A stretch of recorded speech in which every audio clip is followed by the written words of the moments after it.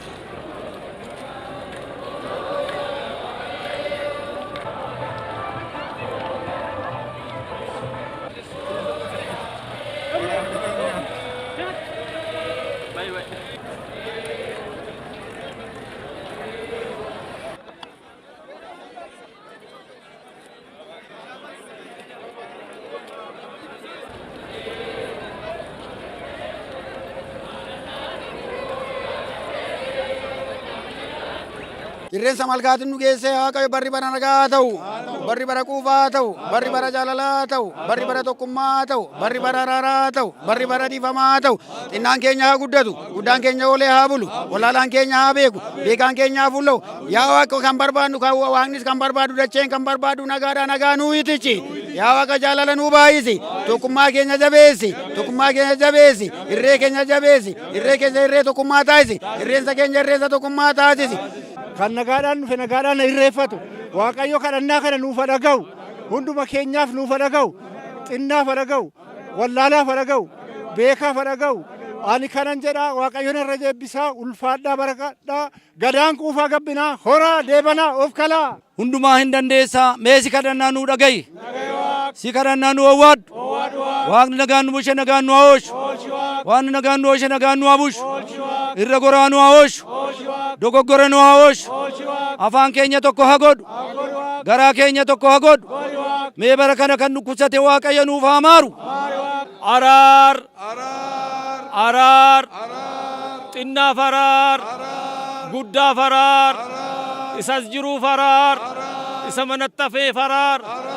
Qeerroo faraar, qarree faraar, malkaa faraar, tulluu faraar, biqilootaa faraar, bineensotaa faraar, hundaafuu araar, Oromoo faraar, Oromiyaa faraar, Itoophiyaa guutuu faraar, Afrikaa guutuu faraar, ilma namaa guutuu faraar, irreessi keenya kan araaraa nuuf haa ta'u. Mareeoo, waa miidhabeen beeku yaa mareeoo. Mareo, Marenjitu kabdia Mareo. Bagada warqina tareessan jedhama bagada macaa fulti qaba gamtaa abbootii gadaa Oromooti. Duraan dursee baga uummata naqamtee uummata naannoo ishee akkasuma uummata Oromootiin baga irreensa malkaa adiyaa bara 2018 baga nagaan geessan baga nagaan geenyen jedha. Yeroo ammaa kana uummanni Oromoo uummanni naannoo naqamtee sabab sallammii naannoo naqamtee fi magaalaa ishee keessa jiru. Akkasuma malkaa adiyaa irreenfachuudhaaf uffannaa faasaa uffatee alangee siiqqeesaa qabatee hawwan siiqqee caacuu fi callee ishii qabattee abbootiin gadaa immoo roorroo fi alangee isaanii qabatanii irreen isaanii qabatanii qeerroof qarreen immoo shubbisaa haala miidhagaa ta'ee fi bareedaa ta'een magaalaa Naqamteetti gara malkaa adiyaatti deemaa jirra.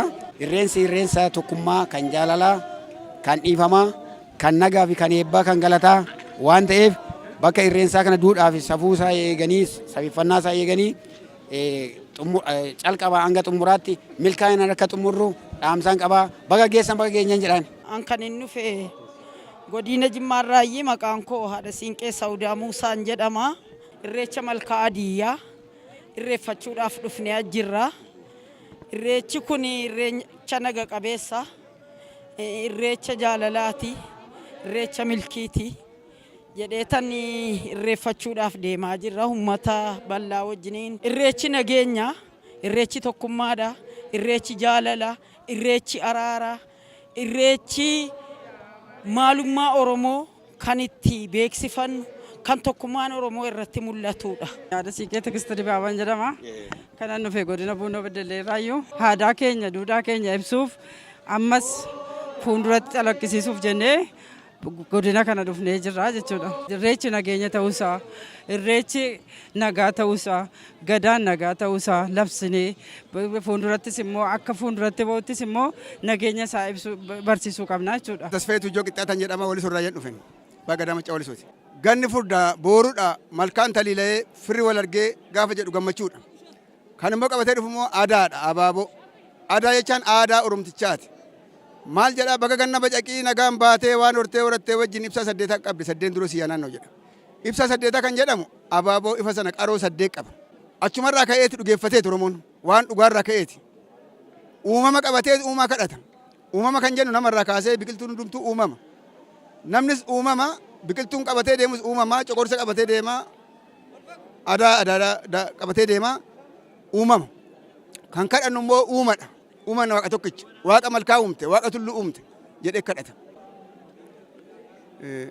Oromoon kaleessuma kaaseeti aadaa duudhaa safuu qaba. Yoo xiqqaate waggaa 6,420 malkaan na irreeffatu waaqa ganna bacaqii nu baafte. Hundumaa Tarreessaa jedhama. Kan dhufe warra Bisilirraa dhufe miseensa gadaa Meelbaa yookaan horata gadaan keenya bara dhufu doorama kan keenyadha. Kanaaf irreessaaf dhufe gara malkaa kana. Araarrii fi galanni yookiin immoo nageenyi balbalaa kaati. Qeedhaa kaati jechuudha. Qeedhaa kan kaateetu yoo nageenyi qeedhaatte babal'ateetu iddoo addaa jira jechaadha. Kanaaf gaheen abbootii gadaa hawwan siiqqee uummata Oromoo biyya keessa biyya alaa halaalaafiyyuu halagaafiyyuu gadaan nagaa labsiti. Gadaan irreessi nagaa labsiti. Manguddoon nagaa labsiti. Nagaan iddoo jirretti lubbuun qabeeyyii miti lubbuu dhabeen jiraachuu hin danda'an. Baay'ee ulfaata jecha. Kanaaf gahee guddaa qabu. Sirna kana cimsuu keetti, irreessa kana cimsuu keetti, nageenya cimsuu keetti abbootiin gadaa tokkummaadhaan qeedhaa ka'anii malkaa gaafa deeman nagaaf dura kadhatu. Biyyaaf dura kadhatu. Horiif kadhatu. Biyya sabaaf sallammii nagaa wal taanee wal taasifnee Oromoon, qeerroon, dargaggoon, qarreen, hawwan, haadholii siiqqee qabachuun seera qaba. Horooroo qabachuun illee seera qaba. Siiqqee kan qabataniif waaqa uumaatti kadhachuuf, nageenya ittiin buusuuf. Kanaaf gaheen haadholii, gaheen abbootii bakka maratti nageenyi qeedhaa yoo kaate ititeetu bakka hunda wal geessi jechaadha. Iddoo nagaan hin jirretti horiin hin bulu. Malkaan kan haxaaramuuf dursa kormi qalamuuf kanaafidha. Gara nagaatti deebinee uummanni Oromoo biyya keessaa biyya alaa gara nagaatti fuulleffannee biyya keenya nagaa buusu. Oromoo wal jala yaa'uu qabna. Oromoo wal dhaggeeffachuu qabna. Oromoo wal safeeffachuu qabna. Oromoo kan duudhaa ganamaa deebuu qabna. Safuu ganamaa deebuu qabna. Kan akaakilee keenna baabilee keenna dhaallee kana nurra qaqqabeera. Waan nurra qaqqabe immoo nutis ilmaan itti dhaalchifna.